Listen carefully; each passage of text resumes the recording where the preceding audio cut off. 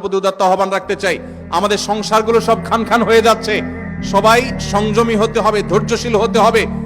as-sabru জাযাউহু আল জান্নাহ, সবরের বিনিময় আল্লাহ তাআলা জান্নাত দান করবেন। সবাই সবর করবেন তো ইনশাআল্লাহ। দাম্পত্য জীবনে আর যা হোক, খবরদার কখনো মাথা গরম করে তালাক দিবেন। আমি যেভাবে বলেছি সুন্নাহসম্মত তালাক, এভাবে যদি পিরিয়ড যাওয়ার পরে, সুস্থ হওয়ার পর, শারীরিক সম্পর্কের আগে একটা তালাক দিবেন, এটা হলো সুন্নত। তালাক কয়টা হবে? একটা। একটার বেশি তালাক দিবেন সেটা জায়েজ হলো না। জায়েজ হবে একটা তালাক। একটা তালাক দিলেন, বাস রেখে দিলেন। 2 মাস 3 মাস পার হয়ে গেল, অটোমেটিক সম্পর্ক ছিন্ন হয়ে গেলে দুজন দুদিকে যেতে পারেন, আলাদা বিয়ে হতে পারে। আবার বহুকাল পরে চাইলে নিজেরা শুধু বিবাহ পড়িয়ে আগ্ধ করে আবার একত্র হয়ে যেতে পারবেন।